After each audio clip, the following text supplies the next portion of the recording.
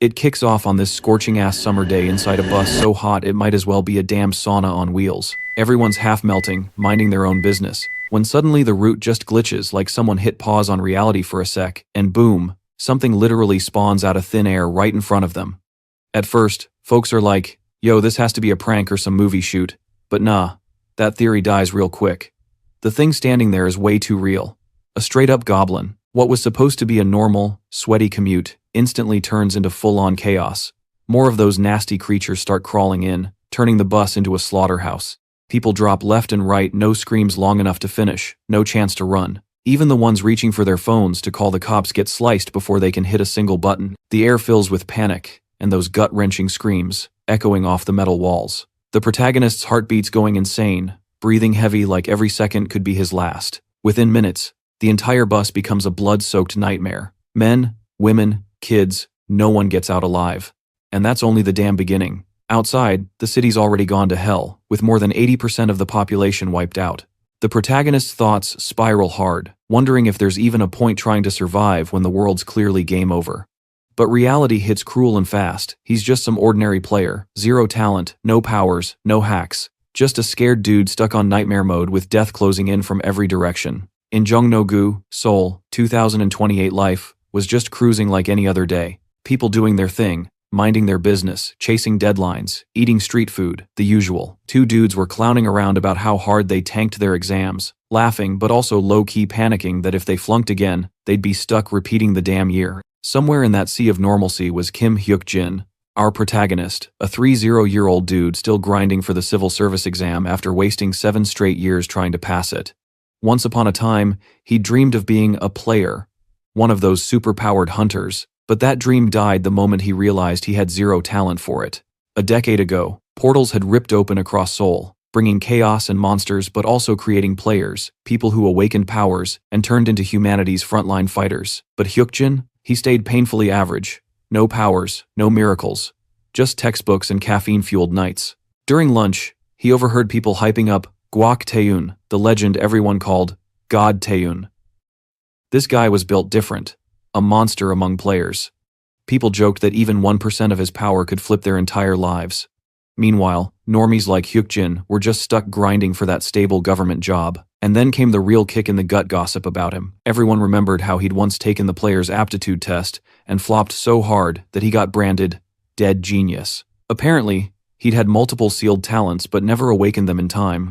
Most players awakened in their early 20 seconds, but Hukjin, he was still chasing that spark in his 30 seconds. 7 years back, he'd taken what was supposed to be his final shot. The result? A single, trash-tier talent so useless he wished he'd gotten nothing at all. That test was government-run, meant to spot hidden power and create new players. But for him, it just slammed the door shut on that dream.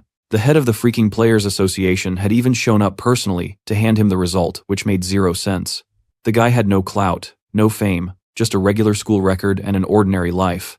He'd even tried applying to be a civil hunter's assistant, basically the bottom-tier job in the player world, and still couldn't make the cut. Players lived like celebrities, TV interviews, fan clubs, sponsors, dungeon loot, worth millions. While normal folks like Hukjin weren't even on the radar, the difference between players and people like him was night and day, heaven and hell. So Hukjin stopped wasting time being bitter. He buried his disappointment and kept studying like a machine. His life felt dull, gray, and painfully hopeless, but he didn't quit. Maybe one day he'd finally pass that damn exam. After the cataclysm on April 27th, 2018, shit just kept hitting the fan. Tons of horrifying events unfolded since then. It always kicked off with this primordial mist and soul, which straight up killed 145,000 out of 150,000 participants. By the end, Jongno-gu was basically wiped off the map. The chaos was so insane that even the reporters covering it couldn't even process what was happening. Hukjin also remembers this player, Ma Sang-yeon, who had been a huge deal since that cataclysm 10 years ago and had now blown up as a renowned player, doing regular interviews. In one of them, Sang-yeon flexed that after all those years grinding, he had the experience to say, with 100% confidence, that effort beats talent every time. He told everyone to keep their eyes on him because he was planning to get even stronger. Hukjin was left wondering if effort alone could really take someone that far, and whether his own grind was just not enough. The protagonist sighed, thinking he shouldn't waste energy on impossible thoughts. There was no point obsessing over what he couldn't change now. Hukjin mused that, if he had even a tiny bit of talent, maybe he could have awakened as a real player, maybe even been picked by a guardian to make his own fortune. Hukjin was kinda shocked that even after all these years, he still clung to a sliver of hope. But deep down, he knew it was his fault. Everything went to chaos. His mother died from her own illness, his sister had to grind at a semiconductor factory to escape poverty, and then she got leukemia. And honestly, so much of the rest was on him too. Hukjin reflected that, even if he managed to succeed for his family, he was still basically broke, talentless, and had nothing of real value. He failed the civil service exams multiple times, and no one ever knew why or what he was doing wrong. Eventually, he ended up famous just for being utterly incompetent, and he kept asking himself when exactly life started going off the rails. Hin always told himself he gave it his all, but in reality, that wasn't true. He wondered if things could have changed if he had tried harder, but now, looking at the rest of his life stretching out, he didn't even know what to do anymore. Hukjin felt mad lonely thinking about all of this. With those heavy thoughts, he finally crashed on his bed that night. The next morning, Hukjin woke up completely clueless about the time. Then it hit him midterm evaluation day. Even though he'd actually gone to bed early, somehow he still managed to oversleep. He decided a shower was mandatory before heading out and wondered what time the exam even started. Shrugging it off, he set out like normal, but immediately, something felt off, like seriously off. He couldn't exactly put his finger on it, but the vibe was totally weird. At the station, the bus rolled in, and that uneasy feeling stuck around. Everything seemed kinda out of whack that day, even if he couldn't explain why. Hoping it was just his brain overthinking, he hopped on and decided to review his notes for the exam during the ride. Classic Hukjin studying mid-bus like he did a decade ago in Jongno-gu. Yeah, that was the start of the cataclysm. People around him chattered about random stuff, weather, trending idols, whatever. Hukjin kept flipping through info on the killer fog when the shift hit. Out of nowhere, the bus filled with this insane, thick fog spreading crazy fast. Everyone was staring, confused because visibility was zero, and there had been zero weather warnings. On top of that, a gnarly, awful smell started creeping through the air. Then Hukjin saw it, an emergency SMS flashing about a major disaster. Jongno-gu was being hit by deep fog. The 27th of April 2018, everyone was warned to drive safe while chaos ruled. And bam, he got it. That gnawing unease wasn't random. He had literally woken up 10 years in the past. His instincts screamed because he'd lived this day already. The cataclysm was unfolding exactly the same way. Everything clicked. Jongno-gu, Gwangwamun, all of it was screwed. The fog, the horrors, it would swallow everything. If this was real, even the bus he was on heading there was a death trap. Almost 100% of people in Jongno-gu had died back then. Hukjin now fully understood. He wasn't just back in the past. He knew exactly what was about to go down. Right up to the present, he remembered. Then, out of nowhere, a game system window popped in front of him, shouting, "Prepare player," totally confusing him. The screen said the tutorial was starting. 10 years ago, this same tutorial triggered when monsters burst out of dungeons all over the world. And not just any monsters, they massacred humans without mercy. That week of the cataclysm, later called the beta or tutorial, saw nearly 150,000 deaths in Jongno-gu alone. Survival rate? A measly 3%. Worst day in human history, but that disaster birthed the players. They crushed monsters fast. The catastrophic dungeons in Jongno-gu slowly got cleared by their hands. Every dungeon invasion sparked huge battles among players and became recorded for virtual dungeon creation. Slowly, the world started to reorganize after the great disaster. Back then, Hukjin memorized every single dungeon recording, watching them all obsessively. He ran those virtual dungeons hundreds of times, hooked by the thrill and the dream of becoming a player. Honestly, no one knew more about those events than him. Even though he never became a real player, he memorized every raid, played through all of them countless times, and that's where he proved his potential, essentially the best player in the virtual world. Now, in the present, the tutorial was about to drop again.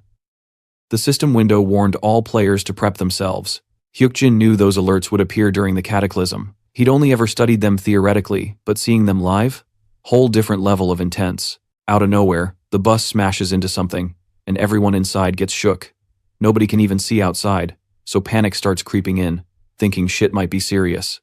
Hukjin's trying to keep his cool, knowing this was all predicted and had happened before, but then he realizes the others didn't get the tutorial alert, meaning he's basically solo in this game. His only shot at survival? Use every trick he knows and analyze before doing anything dumb. The system warns him to watch his moves, cause the nameless observer is peeping at him now. Hukjin guesses this observer was like a guardian back in the day. Weirdly, the observer wants to give him a beta opening bonus, something only for top-tier rankers. That messes with his head. Guardians hovered above players, deciding fates with bonuses and favors, and they always use nicknames, not real names. The system announces that Hukjin gets the serene eye of the observer.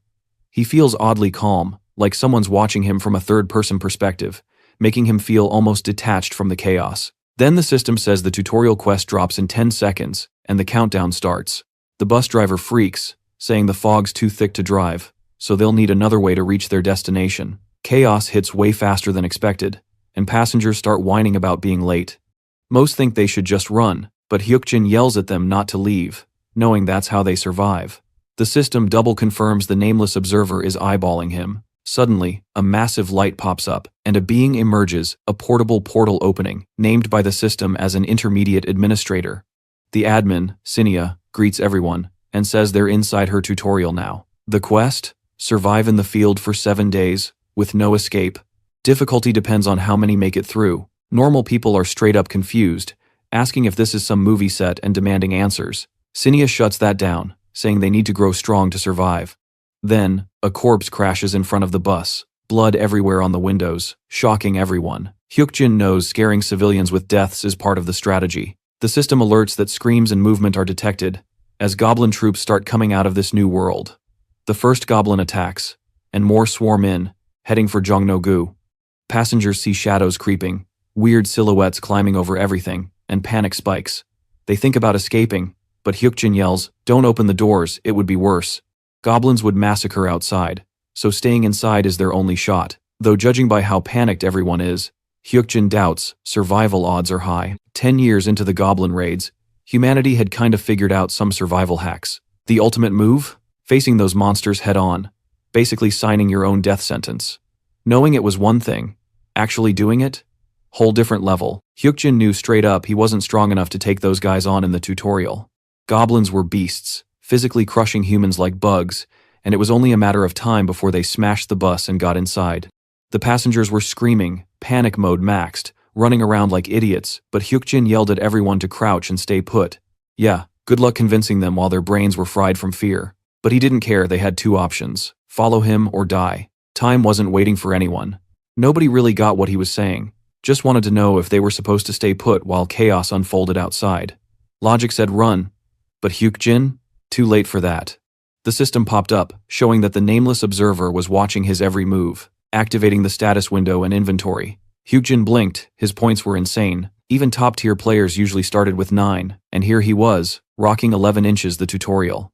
Meanwhile, goblins were now smashing windows, dragging one poor soul through the glass, screams echoing. Bus chaos hit peak levels. Hukjin hit the floor, blending in with the bodies, using the Badabanus to keep his nerves locked down, and it actually worked. Survival in the tutorial safe zone had rules. One of them? Staying alive inside the bus. Hukjin had to stay calm at all costs. One wrong twitch could wreck everything, but somehow he kept cool enough that the goblins didn't clock him. Bonus from the Guardian, he guessed. No idea why he got it, but damn, it was life-saving. If his future knowledge was correct, the first wave would rage for 10 full minutes, just a bit longer, and he'd make it. Staying motionless was hell, even for Hukjin, but every second counted. Then the system pinged. The brave Lion King was giving him a shot. Wait, different Guardian? Yep. The Guardian handed him a high-potency elixir, curious how far Hukjin's courage could stretch. That potion? 10 minutes of pure beast mode, plus 6 strength. Hukjin realized even the tutorial was loaded with goodies. Players leveling up got status boosts, so this elixir?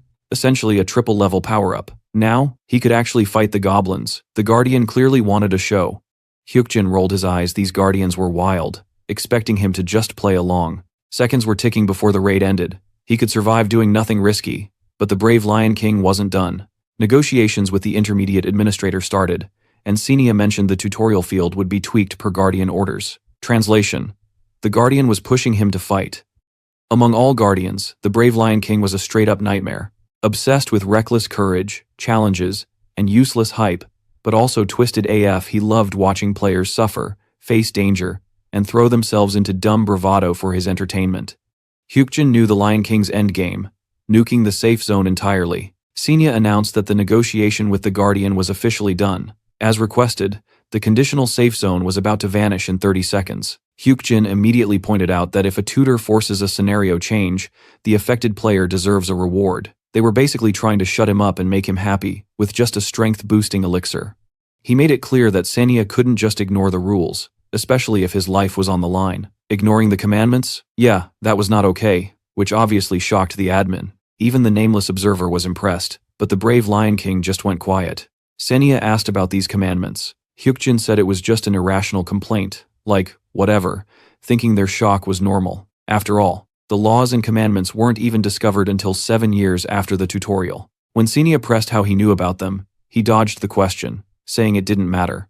Honestly, players don't owe anyone explanations on how to play the game, which shut her up. He also mentioned that 10 seconds of his safe zone time were already gone, and she'd need to make that up.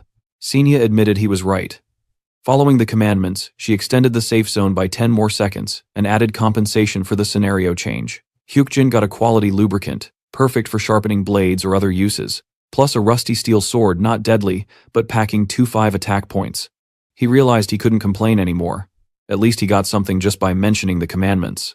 When he came back, the goblin invasion wave was over, and everyone left the bus. Thanks to that chat, he used the safe zone efficiently and survived without fighting monsters. The system notified that the brave Lion King was disappointed, but Hukjin didn't give a damn. He ended up seeing all the passenger bodies on the ground and almost vomited, but he had to stay strong and focus on surviving. Hukjin knew the tutorial week was literal hell, and surviving meant finding water and food as soon as possible. So he left the bus and headed to the nearest convenience store, about 300 meters away. He had studied the area for 3 years, so he knew it well, but with time running short, he had to move fast or get caught defenseless. Meanwhile, someone was screaming for help because injured people were nearby. Hukjin knew they were there, but the fog was so thick he couldn't pinpoint where. Using the bus he'd been in as a landmark, he tried to navigate, dodging obstacles, still wondering if his crazy calm was thanks to the Guardian bonus. The chaos around him, dead bodies, wreckage, was insane. Then, out of nowhere, an arm under a car made him jump. At first, he thought it was just another corpse, until a voice screamed for help. Hukjin spotted a survivor and got closer. On the other side of the car, a goblin was lying in wait, cackling, ready to kill the trapped woman. She begged him to save her, saying she wasn't ready to die, still wanting to see her mom. That's when he realized it was a child. Initially, he didn't notice because he was shook by the survivor, but the kid wasn't even injured despite the goblin trying to slice her legs, probably some bonus, like Hukjin got during the tutorial. Her screams weren't pain, they were pure fear. The goblin was too busy trying to kill her to notice anything else. Hukjin thought maybe this was what people called a player's talent. It's a self. Suddenly, the administrator popped up and said it was a baby goblin. Still, a level 1 shouldn't have handled it this easily. If Sanya was telling the truth, that made the kid even crazier, impressive. In reality, the child had some insane tanker-type ability. Hukjin knew if he didn't step in, more goblins would show up and she'd be toast, so he acted fast, opening his inventory to summon his rusty iron sword. Even with all his field knowledge, applying it in real life was way different from the virtual world. But he used it, aiming for the goblin's weak spot while it was distracted, and with the kid not even fighting back, it was perfect. Hukjin hit it from behind, landed a clean strike, got the XP, and finished the job in one blow. Then he told the kid to get up, grab her stuff, or he'd leave her behind. She complied, following him through the streets. They ended up at a shop. Hukjin warned her, "Don't open the doors, no matter what." Confused, she stayed silent, so he double-checked. She nodded, probably terrified, and honestly, who wouldn't be in this mess? Despite understanding her fear, he knew bigger priorities were coming. The system flagged that 200 waves of goblin attacks were about to start, so safe zones needed to be set up. He asked if she could see the system, and she could. Safe zones were spots like schools, convenience stores, and hospitals. Hukjin realized, just as he suspected, she was a player with massive potential. Normally, you could only confirm convenience stores as safe zones in the second wave, but her talent let her see hospitals too. That proved she was something else. Still, Hukjin was low-key confused. He could see the hospital zones too, even without crazy talent. The system hinted at extra safe zones, making the whole thing even more wild. Pushing aside all that confusion, Hukjin locked in on one thing: survival. Just then, the system dropped a bombshell. The second wave of goblin attacks was about to kick off. He warned the girl not to even think about opening the door. She clearly wasn't ready to handle what was out there, so the best move was to sit tight and stay far from that damn door. With the system setting up new safe zones, a thick primordial fog began rolling in, wrapping the place in a creepy mist. Outside, goblins started creeping around like freaks in a horror movie. Some people still tried to fight back with whatever weapons they had, but every single one of them got brutally slaughtered. Others sprinted toward nearby convenience stores, banging on doors and begging for help, screaming that they'd die if no one let them in. But Hukjin didn't move. Even when people cursed at him, he just stood there. Watching it all happen tore him up inside, seeing goblins tear apart those helpless people right in front of him. But the system rules were clear. Once a safe zone door opens, it vanishes. If he'd opened it, both he and the girl would have been toast.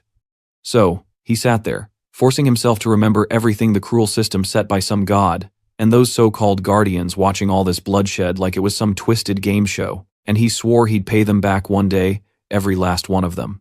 6 hours later, after that nightmare of a second wave, things finally chilled a bit. The girl thanked him, saying she wouldn't have survived without him, and introduced herself as Kang Sunhwa. She smiled, saying she was glad they met, but Hukjin shut that down real quick, told her not to thank him yet. He hadn't done anything special, and things were far from over. Then he added coldly that he might use her as bait if things went south, which instantly freaked her out. She panicked, asking what she'd done wrong to deserve that. But Hukjin wasn't being cruel, he said it that way on purpose. He explained that he couldn't promise her safety, just staying alive himself was already a damn challenge. Still, he made it clear that as long as he could manage, he wouldn't throw her away. Then he told her to get some rest, saying they'd figure out their next move by morning. When she asked where they'd go, Hukjin opened the system map, seeing both regular and extra safe zones, one being on the second floor of the Park Tower parking lot. He said they'd head for Gwanghwamun, guessing Sunhwa probably couldn't even see those extra zones yet. Honestly, he hadn't heard about them before either, but he had a gut feeling the Gwanghwamun Tower was the key to flipping this whole messed up tutorial around. Next morning, they bounce from the convenience store, finally stepping out into the wrecked city. Hukjin checks if Sunhwa's okay after seeing all those corpses, and she says she is, but deep down, he knows that's bullshit. There's no way anyone could be fine after witnessing something that brutal. She's probably just putting on a brave face. Still, Hukjin's kinda shocked. Walking through a city reduced to rubble, no survivors in sight, and corpses everywhere, it's like some post-apocalyptic game come to life. He tells Sunhwa to stay alert and holler if she spots anything like jelly sliding on the ground, leaving her confused as hell about what that even means. Then boom, they actually find one. A freaking slime. Hukjin's caught off guard since he didn't expect to run into one so soon. Slimes were neutral mobs, weak, and their levels didn't even show. Basically, the kind of monsters even kids could beat up without breaking a sweat. Hukjin slashes it down with his sword and earns some XP and 3 coins, which surprises him. Even though it's his first time using a sword in real life, there's this weird nostalgic vibe like his body just remembers how to fight. Sunhwa's stunned when the slime just vanishes after dying. Hukjin tells her those are the weakest monsters, but they'll keep popping up, so she should always stay on the lookout and call him out whenever she spots one. She agrees, ready to help. But Hukjin can't shake off this feeling it's too easy. He's only ever used swords inside virtual dungeons, yet somehow, it feels way too natural now. Like he's been a swordsman since forever. Together, they keep grinding Sunhwa spotting slimes, Hukjin slicing them down, and by the 5th kill, he's already leveled up to level 2. He gains 2 bonus stat points and 1 random one, and Sunhwa freaks out seeing his body glow. He tells her it's just leveling up, that killing monsters makes them stronger. She's fired up to level up too, though it's also his first time doing it. And yet, that same nostalgic feeling doesn't leave him. They keep farming slimes until he hits level 3, bagging 2 more bonus points and another random one. He's kinda impressed with how fast he's leveling, but the random stat points? That's something else. According to history, even the first king, Su Yu Hyun, who was called the tutorial finisher, said those random stats existed, but it took him ages to find them. Yet Hukjin already got 2. He starts wondering if this has to do with his return to the past. In his old life, he'd always failed aptitude tests. Everyone said he had 0 talent. But maybe something changed when he came back. Maybe this was an awakening, where a player's real growth only kicks in at the start. Whatever it was definitely working in his favor. By surviving and hitting level 3, Hukjin even caught the attention of some guardians watching from above. If he really had an early awakening, there was a chance to reach his ultimate goal, because in 3 years, a disease-curing potion would drop on the market. The price? 1 billion. And if he could stack up that kind of cash, he could save his mom's life. So for now, all he could do was grind, survive, and keep hustling toward that goal. During their journey to Gwanghwamun Tower, Sunhwa and Hukjin kept farming slimes like it was a full-time job. Hukjin grinded his way up to level 5, snagging 2 bonus points and 1 random stat each time, which honestly kept throwing him off every time he checked the bonus screen again. That's when something new popped up, a party feature. Once he hit level 5, he instantly used it to invite Sunhwa into his group. Boom, she officially became part of his team, and now they could share EXP. Sunhwa was kinda mind-blown by the new system features, while that nameless guardian kept watching Hukjin with growing interest. But Hukjin didn't care. Sunhwa thanked him nervously, promising to work hard and not be a burden, even begging him not to abandon her. He could tell she'd been through some serious abandonment issues. He felt bad, sure, but he was also fighting for his own survival. So he told her that words mean nothing, she better prove it through action. Despite the quick level ups and the sweet stat boosts, one thing still haunted him: that monster. Waiting on the first floor of Gwanghwamun Tower, Hukjin doubted he could even protect Sunhwa when that time came. I mean, a level 5 guy protecting someone? Yeah, right. Then Sunhwa suddenly pointed ahead, spotting something. A creature, a level 3 city fox. The system showed it was neutral, but these things always moved in packs and attacked together if provoked. Hukjin signaled her to move quietly, but Sunhwa, not knowing any better, used a skill called Taunt, pulling every damn fox's attention onto herself. Hukjin rushed to help, realizing she wasn't taking too much damage, but the foxes were multiplying fast, so he went for the kill, aiming straight for their necks. After a brutal fight, he wiped them out, and checked if she was okay. Meanwhile, the system went off again. Level up, several times. He was now level 8. Right then, Administrator Senya appeared, curious about his level. Hukjin casually said he was level 8, which made her doubt him. He told her to scan him if she didn't believe it, and when she did, she was stunned he wasn't lying. Even the nameless guardian was shocked at how fast he was growing. Other watchers were now paying close attention. Hukjin knew his rapid growth would draw eyes. Even he found it weird. He opened his status window, noticing his distributed points were way higher than a normal level 8's. Clearly, his growth was freakishly fast, but he wasn't about to complain. It was an opportunity he'd milked to the max. Then he told Sunhwa it was time to move. There was a dungeon inside the tower, and once they entered, she had to follow his instructions exactly, or she'd die. Sunhwa looked nervous, but Hukjin assured her not to panic as long as she stuck to the plan. They took down a few more city foxes on the way and looted a worn iron gauntlet, which Hukjin immediately gave to her. With that, their dungeon prep was complete. As they approached the tower, the system announced, minimum entry level 5. At the entrance, Sunhwa asked if they were seriously going in. Hukjin said yes, no hesitation. Together, they stepped into the dungeon. Inside, monsters were everywhere, instantly noticing them. Hukjin reminded Sunhwa of the plan, and she nodded. Then, he disbanded the party and told her to start with the goblins. The two split up to clear the place. Hukjin noted that, unlike higher-rank dungeons where everything wanted you dead, this D-rank tower had both hostile goblins and neutral city wolves. If they focused on the goblins first, the wolves wouldn't bother them. And damn, Sunhwa was killing it. Her movements were sharp, her attacks clean, she fought like a pro. The goblins couldn't even touch her. Hukjin couldn't help but think this girl's a total natural. When Sunhwa wrapped things up, Hukjin hyped her up for doing great and told her to chill for a bit. Meanwhile, his mind was already running wild. He figured the mini-bosses were about to pop up soon, since they usually stayed hidden until all the nearby monsters were gone. Once Sunhwa caught her breath, Hukjin said they'd finish off the leftovers. She nodded, then went straight to cleaning up the remaining foxes from the neutral city. Just a handful of monsters left. Out of nowhere, the system dropped an announcement: the pause had kicked in. The nameless observer was going nuts with curiosity about Hukjin. The brave Lion King was watching closely, and even the unnamed guardian seemed to buzz with excitement. Then, someone started talking to Hukjin, and that's when he realized time itself had frozen. It had to be some crazy power, probably from an administrator-level skill that could literally stop everything in the field. Senya walked up, clearly annoyed, asking if he'd lost his mind, especially after she burned one of those insanely expensive time-stop items. Hukjin just stared, saying he had no clue what she meant. Senya shot back that up until now, he'd been acting like some all-knowing future seer, and asked if this was part of his grand plan too. Hukjin's answer? Maybe, maybe not. That ticked her off even more. She called him reckless for summoning a level 13 goblin soldier mini-boss, something totally out of a level 8 players league. That thing had boosted stats and could crush them easily, especially since he only had one teammate with him. Senya demanded to know why he'd pick a fight he couldn't possibly win. Hukjin could tell she genuinely didn't want him to die, which honestly threw her off, but he knew she was hiding something.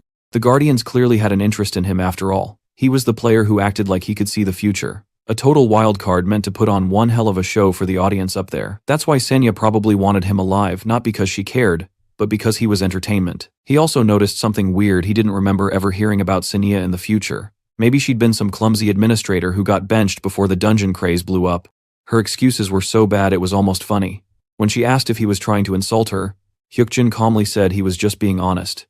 She was wasting time anyway, letting things drag on like this. Then he gave her an idea. Once the pause ended, she could announce that he wouldn't be able to defeat the goblin soldier. Then, he'd prove her wrong in front of everyone, giving the Guardians one hell of a spectacle. Cinia stared at him, asking if he was seriously planning to fight that monster. Hukjin told her to think harder. How could a level 8 player beat a mini-boss? Saying that aloud would make the Guardians lose their minds in excitement. If she played along, she could rise as a proper intermediate administrator who knew how to give her audience a good show. All she had to do was make a deal with him. But Senia's patience was wearing thin. She powered up, ready to smack him down. Hukjin, unfazed, pointed out that if she really wanted him dead, she would have done it already. Killing him now would be a total waste after granting that pause. She had nothing to lose by cutting a deal. Finally, Senia asked, with clear frustration, what kind of deal he was thinking of. Meanwhile, Sunhwa's out there wrecking monsters left and right, stacking up levels like a pro. She turns back, flexing a bit, and tells Hukjin that she's wiped out every single one just like he told her to. Hukjin calls her over, and right then the system confirms it. All monsters cleared. Boom. That triggers the condition for summoning the floor's mini-boss, the goblin soldier. Suddenly, that ugly bastard spawns with a bunch of other monsters, claiming the whole floor as its new battlefield. Hukjin pulls Sunhwa down into hiding, telling her to keep her head low. Just the sight of that beast was pure insanity. The goblins immediately start reacting, sensing intruders nearby. Hukjin already knows the trick. The cleanest way to kill a goblin soldier is to bait out and dodge its deadliest move, spear throw. So first, they had to make it waste that attack. When the goblin lunges toward their hiding spot, Hukjin decides it's go time. He tells Sunhwa they're starting the hunt and signals Senia to watch carefully because a level 8 player was about to solo a mini-boss. The level 13 goblin soldier locks onto them, ready to hunt. Hukjin's not surprised. That's exactly what a mini-boss would do. But man, the pressure this one gave off, totally different from the rest. It missed its first deadly spear throw, then immediately switched tactics, charging straight at them with blinding speed. The goblin slashed and swung like a maniac, while Hukjin kept dodging and countering, slicing through the smaller mobs before focusing back on the boss. His sword didn't cut deep, though his attack power wasn't high enough to deal real damage to something that outleveled him this much. The boss came at them again, changing its pattern, moving even faster this time. Still, Hukjin read its movements like a damn book, waiting for that one perfect counterstrike. He was determined to end it, no matter how risky. Meanwhile, Sunhwa used her taunt skill, pulling all the smaller goblins toward her, tanking every hit while sticking to Hukjin's plan. She took all that pain head-on because she refused to be left behind in this brutal world. A bunch of Guardians joined the channel, curious to see how this wild fight would go. Even Senia was shocked by how many were watching. Everyone was whispering, was a level 8 player seriously fighting a dungeon boss in the tutorial? Senia confirmed it. Kim Hukjin, level 8, unreal. The Guardians couldn't believe what they were seeing. They kept saying, no way those movements belong to a level 8 player. Maybe he's hiding his real level? Senia agreed he wasn't fighting like any newbie. But still, by logic, there was no way he could actually win. Eventually, his weak attacks should have worn him out before the mini-boss even broke a sweat. But Hukjin wasn't going down that easy. The fight dragged on dodges, slashes, counterstrikes, until he finally yelled for Sunhwa to finish them off. She went berserk, wiping out all the smaller goblins on her own and earning massive XP boosts one after another. The system admin was completely stunned by her sudden burst. At that same moment, Hukjin hit level 9. Instantly healing all his damage and even restoring the durability of his weapon. That's the perk of leveling mid-fight. It not only boosts your stats but also restores your health and clears all debuffs, exactly as he planned. He told Sunhwa to keep her distance and get ready, because if she shared the XP while he took down the goblin boss, she'd level up too, healing herself and regaining stamina mid-battle. That'd be their shot at victory. Once she powered up, Hukjin saw his opening. He knew the goblin's biggest weakness, its exposed neck from behind. He'd been watching, waiting, calculating every move. The outcome depended on one thing: how many goblins Sunhwa could kill. The more she leveled, the stronger their odds became. And with every monster that fell, their shot at clearing that dungeon grew closer to reality. Out of nowhere, the dungeon boss lands a nasty hit on Hukjin. He instantly realizes that he's got to tank that blow himself this time, no other choice. Still, he somehow pulls through and hits level 10, which helps him bounce back from the heavy-ass damage that goblin boss dealt. Then Hukjin goes full beast mode, slashes the boss again, and somehow his rusty old sword levels up too, dealing even more damage. Finally, he catches the perfect moment and strikes the goblin boss right at the back of its neck. Boom, boss down. But of course, his sword snaps right after, totally breaking apart. The system congratulates him, they've officially defeated the goblin boss. Turns out Hukjin also killed that mini-boss goblin soldier, making him the first ever player to take down a monster mini-boss solo. He gains the XP, and the system drops a bomb. The tutorial field's level cap is 10, and at least 5 players were supposed to be in that raid. But since the system marked it as a solo raid, all restrictions are gone. Leveling up's back on the table, and some special hidden qualification gets unlocked too. Manhwa, hyped beyond words, jumps and hugs him. And honestly, she deserved that moment, she'd been killing it from start to finish. Hukjin, though, starts wondering if this new qualification thing has something to do with a hidden boss, but he's got no clue what the required item could be. Guess that's a mystery for later. Meanwhile, over near Gwanghwamun, a bunch of wolves are getting wrecked by other players, earning them XP and turning heads. One player straight up one-shots a wolf, crazy impressive since those wolves are level 8. Everyone's hyped, showering him with praise, calling him Yu Hyun, the strongest in the tutorial. The dude blushes like crazy from all that attention. Then Yu Hyun spots Hukjin and Manhwa from afar, realizes they're survivors too, and waves them over. Hukjin immediately recognizes him. That guy would become a major figure in the future. And deep down, Hukjin can't shake that thought that's been haunting him since day one. Was he really talentless? But after soloing a damn monster boss, he knows that's bullshit. There's no way he's got no talent. Even with all his future knowledge, Hukjin knew his dungeon odds were basically 50/50, but the nameless observer still admired the hell out of him, his grit, focus, and insane willpower. And it wasn't just one guardian keeping tabs now, even the Lady of Scales had taken an interest. Unlike the fierce Lion King, she was more about protecting good-hearted players, donating safe rewards, and helping people survive. She was basically a beloved guardian, and for some reason, she'd started favoring him. Maybe it was 'cause he'd been helping Manhwa, that kid everyone else left behind. Then Senia pops up, telling Hukjin she's giving him a reward for slaying that mini-boss. He gets a standard steel sword, decent durability, average attack, but still way better than that broken junk he used before. Manhwa asks what's next, and he says they're heading to Cheonggyecheon to hunt city wolves. She's like, wait, wolves? Not foxes?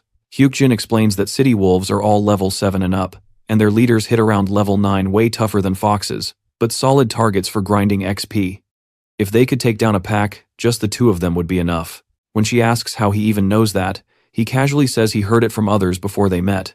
She nods, taking a second to process it, still kinda impressed that he already knew all that. To be honest, Hukjin's OG plan was simple: chill in a nearby safe zone until the legend himself, the Fist King Yu Hyun, launched his big raid on Tower D's 2nd floor. That dungeon was wild enough to shake up the entire territory they were in. The one Hukjin and his partner just cleared? Yeah, that was only the 1st floor. But once they finished it, all the local monster attacks stopped cold in that area. Now that Hukjin could actually clear dungeons, survival till the end of the tutorial was easy peasy, as long as they stayed inside the safe zone.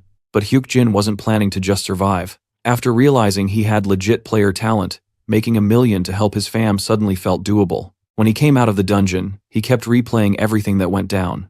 He had gained some kind of talent after the tutorial, or maybe he always had it, just didn't know. Either way, now he was ready to use it. That's when they ran into Yu Hyun, who showed up asking if they were survivors. Hukjin immediately recognized him.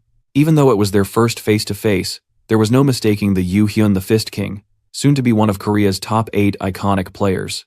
Hukjin confirmed they were survivors, and Yu Hyun said something nice about how tough it must have been for them. That honestly shocked Hukjin. Dude had already saved a bunch of people inside the tutorial. Even in this timeline, his power and charisma were the same. Then Yu Hyun offered to team up, saying more survivors together meant higher chances of making it out alive. But Hukjin straight up refused, leaving everyone stunned. He calmly said they just needed to survive 1 more week in the tutorial zone and that 2 people were enough. Yu Hyun was kinda disappointed, but he didn't push it. He just wished Hukjin and Manhwa luck. The others whispered behind their backs, calling Hukjin cocky since they had no clue about Yu Hyun's true power. To be fair, teaming up with him would have made survival easier. Before leaving, Hukjin gave Yu Hyun one strange piece of advice: if they ever faced a strong monster, go for its left eye. Yu Hyun looked puzzled but thanked him anyway. Then, Hukjin and Manhwa headed toward Cheonggyecheon. Manhwa asked if those people would actually make it out alive. Hukjin said most would, especially Yu Hyun. That made her feel better, even though they should have been worrying about themselves. But reality had other plans. Based on the future memories of the Fist King, a tragic event was bound to happen. Yu Hyun and about 10 survivors would enter the D-rank tower dungeon, only to face massive danger. The ones who cleared the first floor would push into the second, but the enemies there were brutal. Almost everyone would die as the raid timer hit 0. Only Yu Han would survive, earning the title of tutorial finisher, the first ever to conquer a D-rank tower. Still, that victory came with a price. From that day on, bringing people into that dungeon became his biggest regret. Now, the timeline could play out differently, but Hukjin hoped his little tip about the left eye might save a few lives. Even so, he didn't want to risk joining them because this time, the cost could be their lives. Sunhwa suddenly pointed out something up ahead, a pack of wolves, the same ones they'd been hunting for. Hukjin gave her props for spotting them from that far and was like, "Nice job, let's go get 'em." Without wasting a second, the two charged straight in. Sunhwa popped her taunt skill, swinging her baseball bat like she owned the place, playing her role perfectly as the bait to distract the beasts. Meanwhile, Hukjin kept doing his thing, staying laser-focused. He wasn't just clearing tutorial dungeons, he was also grinding smart, using the no-level restriction rule inside the tutorial to push past level 10 while he still could. Together, they wrecked a bunch of the neutral city wolves. Sunhwa quickly realized that swinging a bat was way better than throwing punches. Following Hukjin's advice to grab that weapon?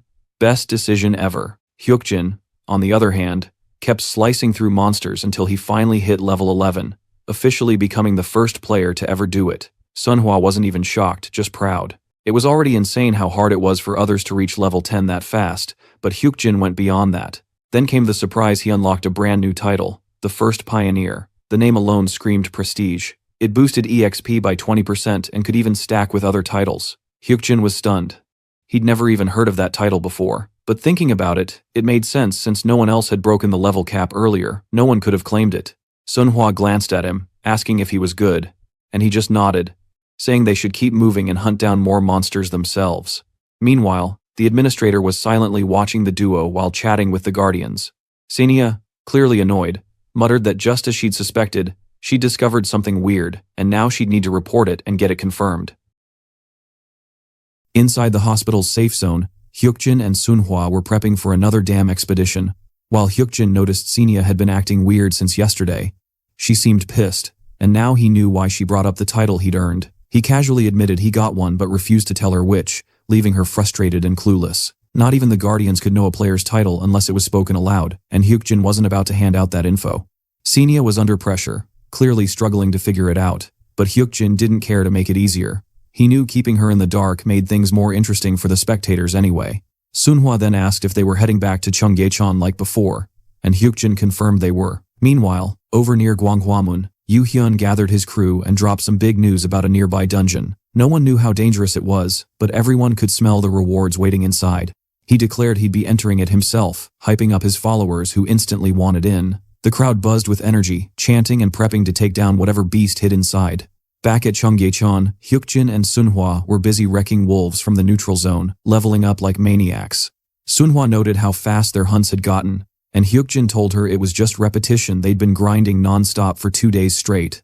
He'd already hit level 12 in no time, moving so fast the wolves barely had a chance to react. The loot was pouring in 2 coins, drops, and a mutant wolf fang worth over 6,000 coins. Then Sunhwa spotted one more wolf lurking nearby, and Hukjin instantly recognized it as the last one. He killed it with a single blow, easy and clean. But then a weird notification hit. They'd completed all hidden requirements for something special. The system listed them out.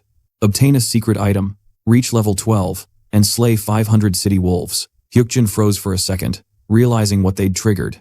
He'd been avoiding danger, but fate clearly had other plans. Because now, they had just unlocked the damn Wolf King Lycanthrope. Hukjin yelled for Sunhwa to run, and both of them bolted without looking back. Sunhwa tried asking what the hell was happening, but Hukjin had zero time to explain. His only focus was getting them out alive. Out of nowhere, Lycanthrope crawled out of a damn portal, unleashing his skill Howl, which hit their bodies like a shockwave. Sunhwa stumbled and fell, apologizing as her body refused to move properly under that monster's influence. Hukjin told her to hide behind a nearby car, but she hesitated, panicked about what he was planning next. He shouted again, forcing her to move, because he knew there was a secret item tied to this encounter, and certain conditions had already been met. Still, he never thought he'd actually meet Lycanthrope during a freaking tutorial. That boss wasn't supposed to exist here. Its power was easily on par with the second floor of Tower D's dungeon, maybe even worse. Hukjin couldn't even read its level because his was too damn low, but he knew beasts like this were usually level 20 to 25. This kind of monster shouldn't have shown up in a beginner zone, and now he was stuck wondering how the hell he was supposed to fight something this unfair. Running again wasn't an option anymore. So, he pulled out a grand elixir, chugging it down to temporarily boost his strength by 6 points. If he wanted to live, he'd have to use the raid tactic from the great explorer Jackson's strategy, lure the boss in and outsmart it. As the lycanthrope charged, Manhwa tried to hide like she was told, but her chest tightened with worry, unsure if Hukjin could handle this alone. She couldn't even see the monster's level, and that scared the hell out of her. It looked nothing like the wolves they'd been farming earlier. If the system wasn't showing its level, it basically meant one thing: you're not supposed to beat this thing. The difference was massive, at least 10 levels apart. Winning was technically impossible. Hukjin recalled something from an old report about monsters like this. It said, low-level players should never run into them. They were massive, fast, and brutal. The only way to survive was to pray you were in a safe zone, or use desperate tricks to escape. But when escape wasn't an option, there was one method left, a survival move that might just work. Hukjin grabbed a bottle of high-grade lubricant from his inventory, the kind used to coat sword blades or surfaces. He remembered lycanthropes always opened with a huge leap for the throat, so as soon as it lunged, he slid under it with perfect timing. The next attack came in a sweeping motion, and Hukjin read the beast's muscle movements and shadow positions like clockwork. He threw the lubricant on the ground, making the monster slip like an idiot, giving him the perfect opening. Using his boosted strength, he dashed in and slammed it down hard in a single strike. He remembered from the same report that water was another weakness. Lycanthropes hated it. So, Hukjin pushed the beast straight into the nearby stream, forcing it underwater. The thing thrashed violently, shrinking as its swollen form collapsed into something smaller, weaker. Manhwa was left speechless, watching the scene unfold. Hukjin explained that when a lycanthrope hit water, it lost its monstrous form, turning into something no stronger than a regular city wolf. Manhwa was stunned and asked if Hukjin had some secret martial arts training or something, because the dude fought like a movie hero. He brushed it off, saying he'd never trained a day in his life, just studied for exams. Truth was, he didn't win through skill, just clever tricks. The weakened lycanthrope howled from the water until Hukjin finished it off with a clean sword strike, ending its misery and earning a flood of level-ups straight from 12-2 to level 15. He'd just taken down a hidden boss and got showered with rewards for it. The system granted him the title, Excellent Hunter, and even the Guardians watching were impressed. The nameless observer tossed him 1,200 coins, while the Lady of Scales added another 700, praising how he protected his ally. The brave lion, though, just scoffed at his cowardly tactics. Hukjin didn't care, coins were coins, and he'd made bank. He wondered how much more he could squeeze out of this system, now that he'd reached level 15 inside a tutorial. Then, calling for Senia, she appeared instantly, almost like she'd been waiting for it. She confirmed his new level and began explaining that the item shop feature had now unlocked. Normally, that wouldn't happen until after the tutorial, so this was wild. She said he could spend his earned coins on special tutorial-only items, just 4 available for now. Hukjin wasn't surprised. That was standard tutorial stuff. He had nearly 8,000 coins stacked up and figured he could buy a bunch of potions or other useful gear. Before he could browse, Senia suddenly asked if he had a real name. Hukjin frowned, wondering why the hell she wanted to know that. She sighed, admitting she hadn't been curious at first but changed her mind. Then asked if he wasn't planning to check the rest of the Excellent Hunter rewards. He told her he'd do that later alone. No need for her help. Deep down, he didn't want her learning too much. She was way too green to realize how dangerous revealing information could be. The Excellent Hunter title was special, only obtainable in the tutorial, and applied to non-sentient creatures recognized by the system. It gave him a solid 20% boost to damage, 10% speed increase, and a new skill called Hunter Strike. The skill sometimes failed against targets, but it was still damn powerful. With that kind of buff, low-level monsters were basically free XP now. Hukjin then told Manhwa to pack up. They were moving out. Their next target was the second-floor dungeon of Tower D. Manhwa hesitated, asking if he meant the same place where they'd fought the goblin soldier earlier. When Hukjin confirmed, she looked shocked. He'd literally said that floor was insanely dangerous. Hukjin agreed with her completely, because deep down, he knew the real nightmare waiting inside was nothing like the goblins. It was someone or something way worse. Meanwhile, Yu Hyun's team was getting absolutely wrecked inside the second floor. Bodies already dropping left and right while the guy himself was bleeding out and barely standing. The situation was tense as hell, and he couldn't wrap his head around what kind of monster he was even facing or how the hell he was supposed to beat it. His bones ached, his body screamed to stop, but quitting wasn't an option. If he backed off now, it was game over. Even if it was suicide, he had to land at least one real hit. So, he swung again and again, but his strikes did jack shit. While one counter from the beast shattered his bones like glass, it felt like punching a damn concrete wall that punched back harder every time. He started wondering if this was just his death scene playing out in slow motion. Then suddenly, a memory clicked something Hukjin once said about hitting the monster in the eye. It sounded dumb back then, but right now, it was all he had. Before he could plan anything, the monster's fist came crashing down. He dodged once, barely, then got smacked by the second hit, sent flying like a rag doll, coughing blood mid-air. It was over, or so it looked. Then the system notification hit. New players had entered the dungeon. Everyone froze, confused as hell, until Hukjin and Sunhwa appeared right in the boss zone. The system added that there was no player limit, and Hukjin just sighed, realizing things had gone wild again. The boss was still that same magic troll unknown level, red named, and a total freak of nature. Most people inside were half dead already, and Yu Hyun had blacked out. Using his inventory, Hukjin pulled out some basic potions and started healing whoever he could. One injured guy screamed for them to run, warning that anyone who stayed in the boss zone for over 10 seconds was guaranteed dead. But Hukjin ignored him, tossing potions to Sunhwa and telling her to patch up the survivors, even that loudmouth.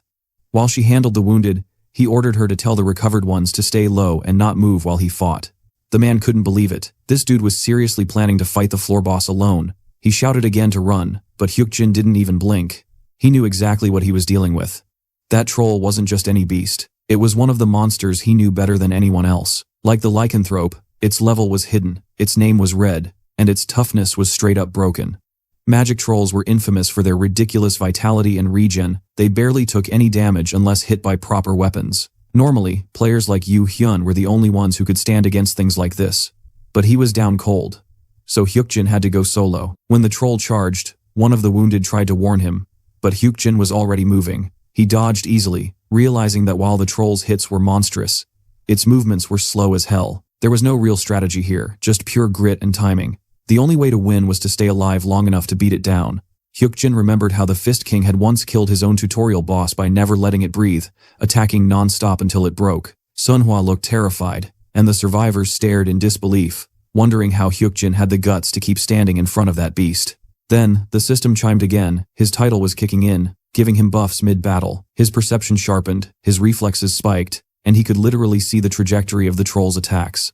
As long as he boosted agility and kept popping potions, he could dodge everything while striking back endlessly. It turned into a brutal endurance match, him versus a regenerating nightmare.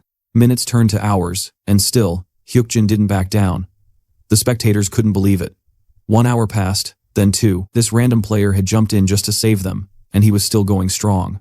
People who thought Yu Hyun was the prodigy were now realizing Hukjin was built different. He downed another item, muscles aching but eyes locked on the monster. He'd never fought something like this head-on before, but now he was doing it.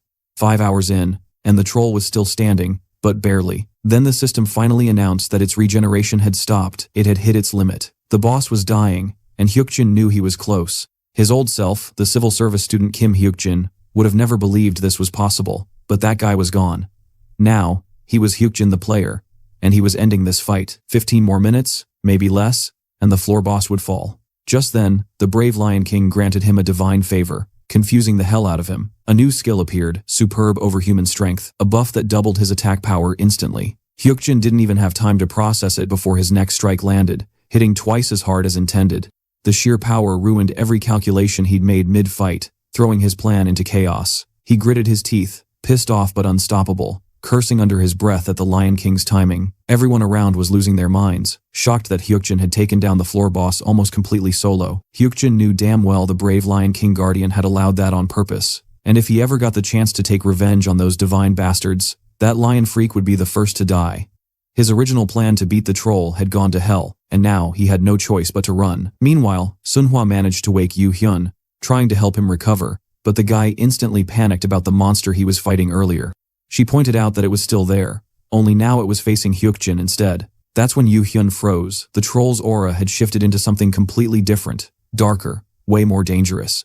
Out of nowhere, an arrow shot straight into the troll's forehead, shocking Hukjin. The man who fired it yelled out, asking if it worked and if the monster was dead, then laughed like a jackass, mocking Hukjin for trying to steal his kill. But Hukjin didn't waste time arguing. He just told them to run, because he couldn't save that idiot. The man didn't get it until the system announced the boss's consciousness was now restricted and had entered berserker mode. Hukjin immediately shouted for Sunhwa to run as another notification declared the boss zone lifted. Chaos hit instantly, everyone scattered, running for their damn lives. Sunhwa asked where to go, and Hukjin yelled for the escalators. The first-floor escalator could only carry 15 people at once, but now there was no waiting. Just survival. Meanwhile, the arrow guy met his karma. The troll killed him in one brutal swing, and Yu Hyun could only watch in horror as his body hit the floor. As Hukjin and Sunhwa sprinted away, guilt crept in. He knew it was all his fault. Every damn thing that happened was just another twisted show for the Guardians' entertainment. No matter what choices players made, the system always had the final laugh. Hukjin regretted not accounting for that from the start. With the troll now in full berserker mode, the zone's restriction was gone, meaning the monster could roam anywhere beyond the second floor. The dungeon had no safe spots left except one, the underground. Hukjin told Sunhwa they had to go down, and when she asked where, he said they'd take the emergency stairs to reach the underground area of the second floor, the new temporary safe zone. But before they could descend, Hukjin spotted the troll boss charging straight at them, which could only mean everyone else on that floor was already dead. He grabbed Sunhwa's arm and yanked her back just in time, leaping off the staircase as the troll's attack slammed into the spot they'd been standing. He forced himself to stay calm. Panic would get them killed. The second floor was further down than he thought, but they finally spotted the emergency exit door ahead. The system recognized the dire situation, confirming it matched the tutorial field's conditions, and classifying it as a special encounter. That's when Hukjin felt it, his innate skill awakening under pressure. Even without looking back, he could sense the boss closing in. His sixth sense had just been forcibly unlocked.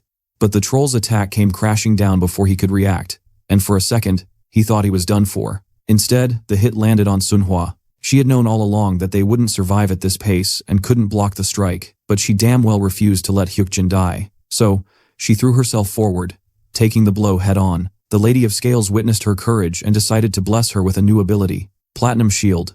It gave her the power to block the troll's attack, but as she held the shield up, the system warned her that the impact was too much, and the shield would soon shatter from the absorbed force. Hukjin realized she was hurt because of him, quickly dragging her away from the line of fire. He was shocked at her sudden awakening, but even more horrified to see her collapse unconscious right after using it. Hukjin grabbed her and kept running, dodging the troll's furious swings. He tried to stay calm. They were close to the safe zone.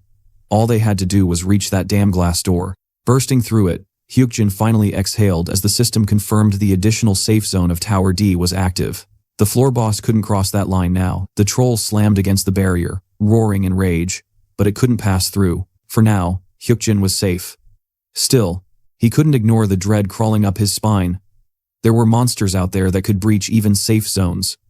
The troll just wasn't one of them. Even in his berserker mode, Hukjin tried shaking Sunhwa awake and noticed her arm was wrecked. She'd taken that troll's hit head-on just to block it. Without wasting a second, he poured a potion down her throat, hoping it'd restore her strength. He had no clue when she'd learned that kind of defensive skill, but damn, it was a lifesaver.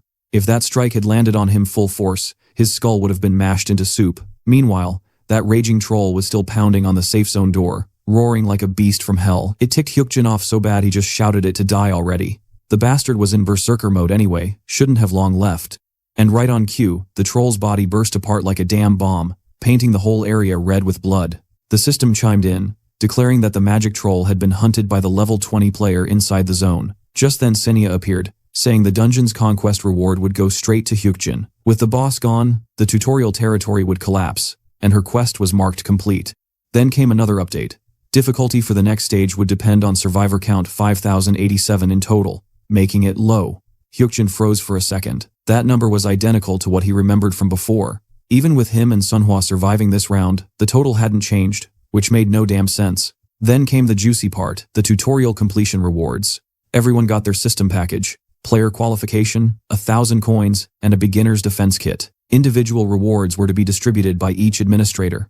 Since the whole tutorial was cleared, the level cap was gone too. The tutorial finisher title would go to the survivor on Tower D's second floor, Yu Hyun, whose name would be carved into the Hall of Fame. Hukjin knew that guy had been the sole survivor there last time too, but that wasn't what mattered now. He turned to Senya and brought up the trade she mentioned earlier. He is ready to negotiate. He didn't care about fame or bragging rights. He just wanted to save Sunhwa's life, so he asked her to upgrade his item shop rank immediately. Senya hesitated, saying it'd naturally level up after the tutorial, and that he could just wait or buy potions instead. But Hukjin wasn't built for patience, he wanted it done now. Contracts between players and intermediate administrators were a thing, as long as the rules were followed. Through them, Guardians could spectate the chosen player, and the more chaos or entertainment they brought, the more benefits the administrator got. Hukjin knew how twisted that system was, but he also knew he was worth a lot right now, especially after those potions and wins. Still, his only focus was Manhwa. She had risked her life to save him. The least he could do was return the favor. He owed her everything. So he kept praying she'd wake up after all the potions he'd fed her. Finally, her eyes flicked open, and she looked shocked that she was still alive. Hukjin confirmed it. It felt like a damn miracle. She glanced at the mountain of empty potion bottles beside her and reminded him how he once said he'd ditch her if she ever slowed him down. He didn't respond this time. After what she'd done, abandoning her would have been the dumbest move ever. She broke into tears, realizing she hadn't been left behind. Hukjin snapped back to business, asking Senia to calculate his individual rewards. She agreed, but he couldn't resist teasing her again about that shop rank upgrade. It clearly annoyed her. He thought she was acting like a total rookie, not even preparing the proper contract paperwork to make the deal official. He pointed out that it wasn't his fault she was careless, then told her to just read out the damn rewards already.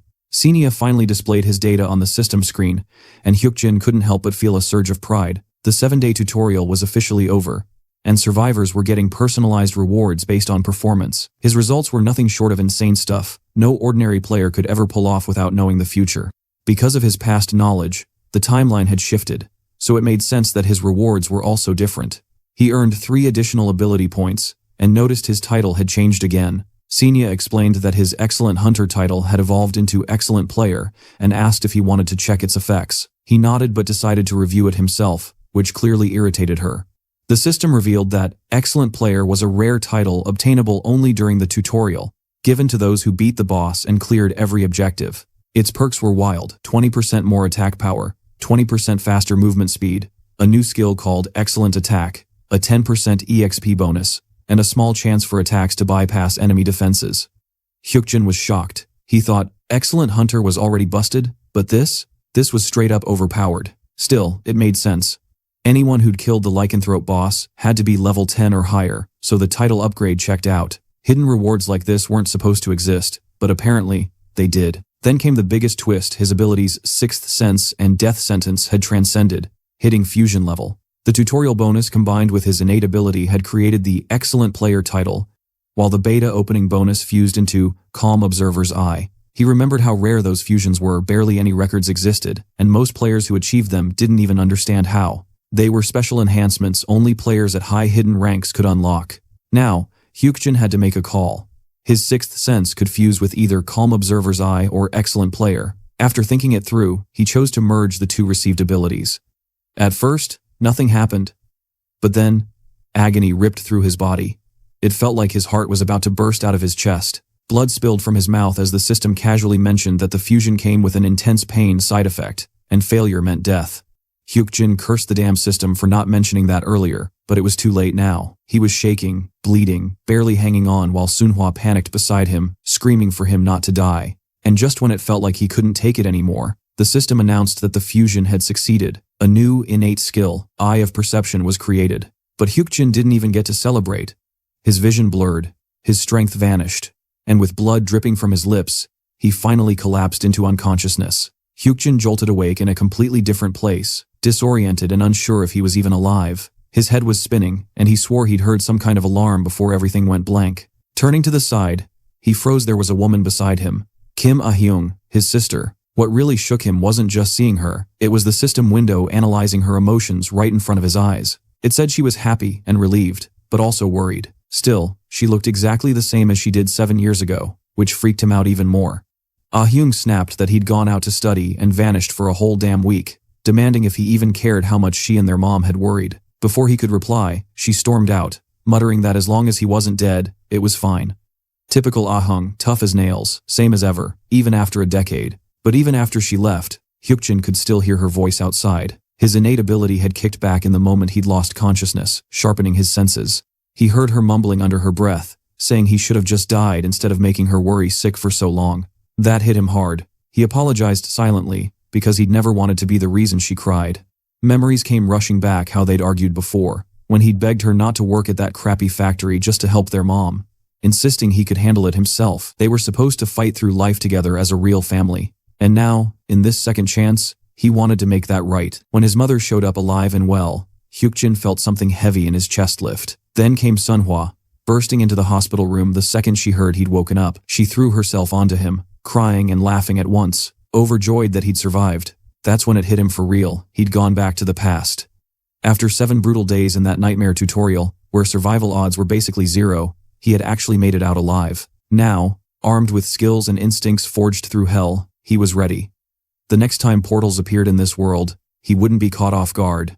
He'd change everything. A month passed since the great disaster in Jongno, but the world was still reeling. News reports kept replaying the tragedy. Out of 150,000 people, only 5,000 had survived.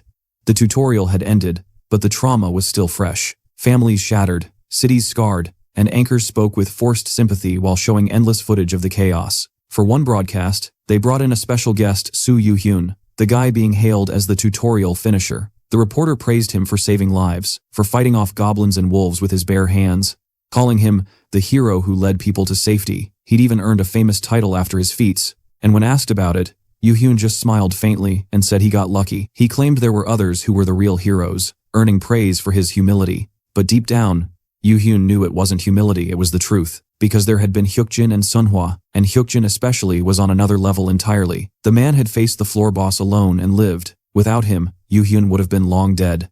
He hadn't checked yet, but he was sure of one thing: Hukjin had to still be alive. He damn well hoped so, because one day, he planned to return that favor. At the entrance of the new portal, Hukjin stood beside Manhwa, both facing the glowing gate that marked the start of Seoul Station's dungeon. He already knew it would open on June 7th, right at this spot, and as expected, chaos broke out. Civilians were screaming, sprinting in every direction, desperate to survive, because they knew monsters were about to flood out. While everyone else ran for their lives, Manhwa looked up at him and asked if they should go in. The system's voice echoed, saying only players could enter and at least 7 were recommended. Hukjin didn't even blink before agreeing they were going in no matter what. The moment they stepped through, the system confirmed entry into the Seoul Station dungeon and opened channel 19207 for the Guardians to watch. Hukjin couldn't help but think about how, in the future, once humanity figured out dungeon clears, life would get a hell of a lot easier. Back then, even D-rank dungeons became nothing more than glorified tutorials. He asked if Manhwa remembered what he told her earlier, and when she nodded, he confirmed they'd push forward. Senia appeared again, warning that the dungeon required a 7-player team and trying to remind him of the manual's safety rules. She insisted it was suicidal to enter with just 2 people, and begged him to retreat until he had a proper squad. But Hukjin didn't give a damn. He simply walked out of the safe zone, ready to move deeper in, just like he'd promised. He was going to show her how a real player conquered this twisted world. Meanwhile, far away in Yeouido, the financial district, Yoo-hyun was getting chewed out for ditching his position without warning. He'd become stupidly famous after the tutorials, interviews, TV appearances, the whole deal, but now he was walking away from it all.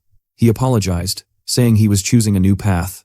The company's owner grumbled, claiming their business wasn't shady like the others, but his irritation was obvious as he told Yoo-hyun to just leave. Stepping outside, Yoo-hyun reflected on how insane the world had become since that day a month ago. Even after leaving the tutorial zone, monsters like slimes still popped up in the streets.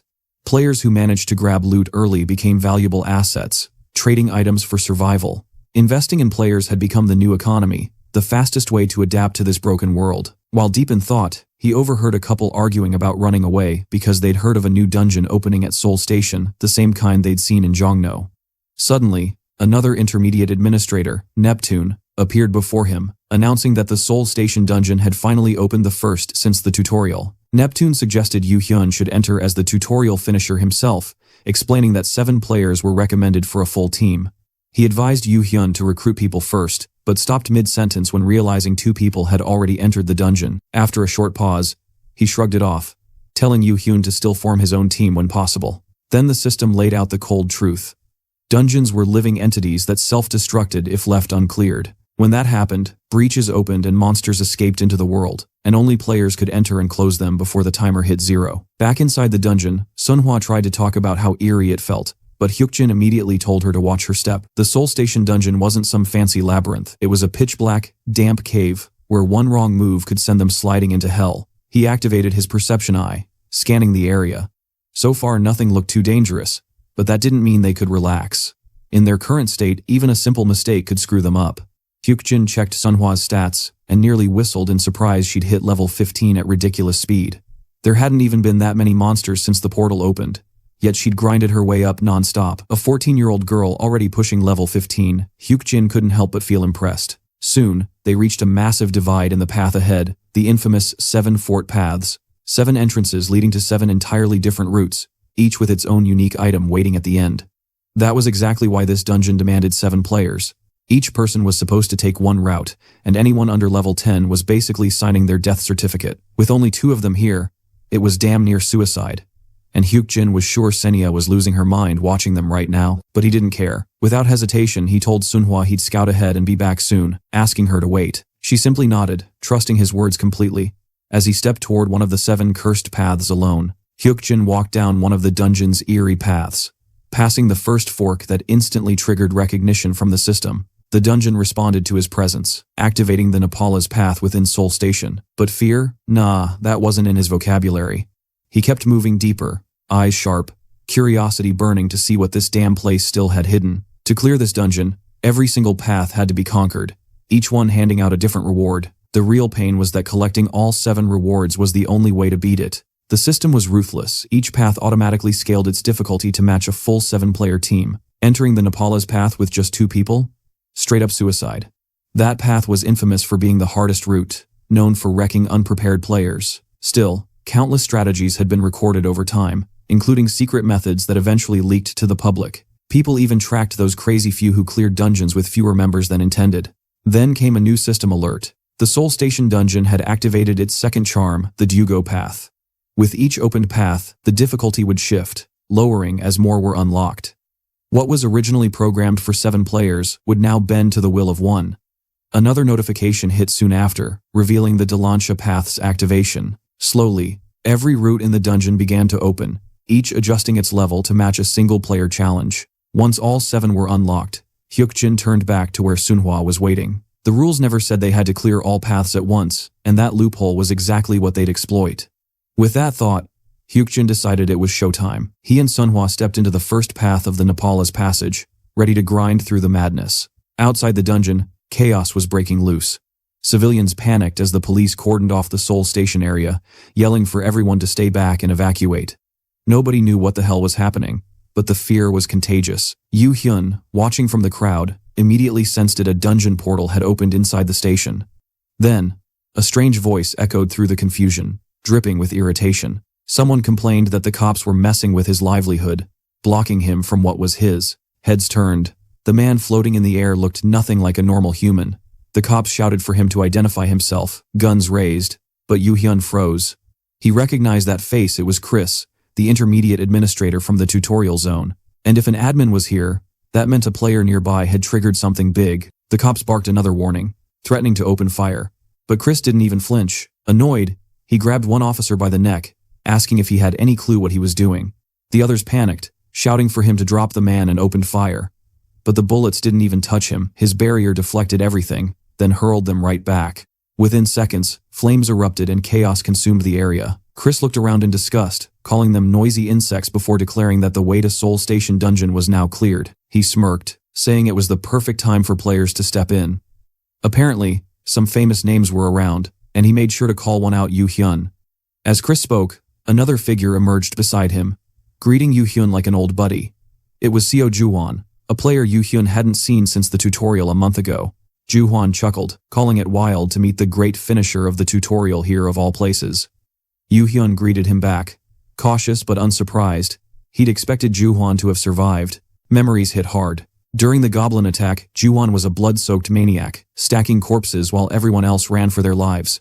That kind of madness stuck with you, and even if it freaked Yu Hyun out, he couldn't deny the guy had serious skill. Juhwan asked if Yu Hyun was also aiming to clear the Seoul Station dungeon, though it was obvious he was. This world had changed for good, and dungeons like these weren't going anywhere. Juhwan grinned, saying that, as long as they existed, players could chase whatever crazy dreams they wanted. It was the ultimate chance to grab power, fame, or whatever the hell they desired. When Yu Hyun didn't respond, Juhwan mentioned that the administrators said it needed 7 players to clear. Since they only had 6, he threw out the offer to join them, and together they'd crush it. Back in the first path of Nepala's, Hukjin and Sunhwa ran into a herd of black yaks, ready to rip into the new monsters. The sight of the massive herd made Hukjin smirk, knowing they had a long grind ahead, so he pushed them deeper into the dungeon without hesitation. As the yaks charged, he swung his sword with precision, killing them one by one, chaining multiple kills and racking up experience points and coin drops like it was nothing. After cutting through the first 30, Hukjin noticed Sunhwa had finished her own fight, and she asked about the skill he used earlier, the one that flung all the yaks aside effortlessly. She wanted to know if anyone could learn it. And Hukjin subtly glanced at the administrator, Senior, acknowledging her curiosity, then whispered that with enough practice, she might pull it off herself someday. The nameless guardian stayed silent while the Lady of Scales looked concerned, and the whispering demon clearly disapproved of his choice to stay vague. Manhwa asked if just grinding to get stronger would help, and Hukjin explained that practicing to avoid regrets was key. If she gave her absolute best at the right moment, she could make it happen, just like he had in his past life. Manhwa didn't fully get it, but his conviction made her trust his words. Suddenly, something floated near them, a ring glimmering in the air, and Hukjin immediately recognized it, the item he had been waiting for in the dungeon. With that, they cleared Nepala's path and approached the next fork. Manhwa hesitated, thinking they had to kill every monster like they did in the tutorial, but Hukjin explained that weaker monsters weren't worth the grind, and leaving was smarter since they weren't alone in the dungeon. Meanwhile, Juwon's group stepped through the portal into the dungeon, noticing it felt more like a cave system than a tower dungeon. Juwon reminisced about the tutorial dungeon, but Yuhyun grimly reminded them of the over 10 people who died there, including himself failing to beat the second-floor boss, turning it into a disaster. Juwon just smiled and urged them to keep moving. Finishing faster meant safer returns for everyone. As they went deeper, a player noticed multiple forks, one glowing brightly, leaving them unsure of which to pick, and Juwon decided they should start with the closest, the Nepala's path. Hukjin and Manhwa moved through another dungeon path and instantly snagged the second reward, grabbing Ryugo's necklace faster than the Nepala's ring. The protagonist realized Manhwa was starting to piece together the real purpose of each key item, understanding collecting them mattered more than slaughtering monsters.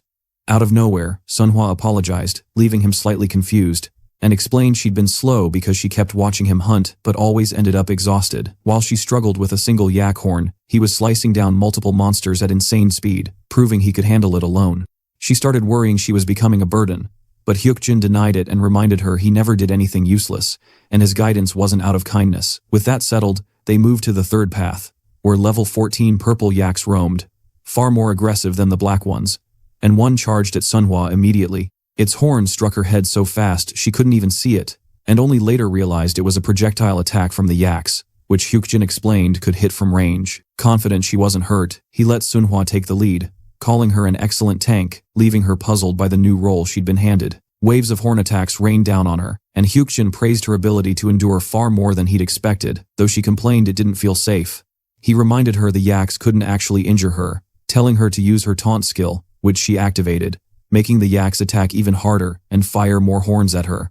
Suddenly, the assault stopped, and Manhwa realized all the yaks collapsed simultaneously, while the experience automatically accumulated, and Hukjin explained, purple yaks always fell after using both horns. Finally, they located their goal on the third path, Delancha's bracelet, leaving only 4 more key items to complete the dungeon. Manhwa suggested hunting the remaining monsters for more experience, but Hukjin insisted they leave some for other players to prevent congestion and maintain dungeon balance. Outside, other players struggled to handle even one yak, constantly dodging attacks while Yuhyun's powerful punches decimated enemies, impressing everyone and proving why he was the tutorial's famous finisher. Juwon observed carefully, noting the team's efficiency was still mediocre, and hunting these monsters gave poor rewards, with only horns collected and little experience gained. He commented it was strange, nothing awaited them at the end of the path, and suggested continuing to explore other routes to avoid boredom. They decided to try Ryugo's second path, filled with black yaks just like before, noticing fallen bodies and broken horns scattered around. Yuhyun wondered what Juwon was thinking, and Juwon speculated that the missing rewards could mean someone had already passed through the dungeon or that it was unusually different from normal runs. Considering their team only accessed the dungeon thanks to Chris bypassing police barriers, Juwon doubted any other player could clear it as fast as himself or Yuhyun. Then he remembered Hukjin, wondering if he might already be inside the dungeon, and instructed the others to finish clearing the yak path before trying a different route, hoping they'd find whatever they were missing.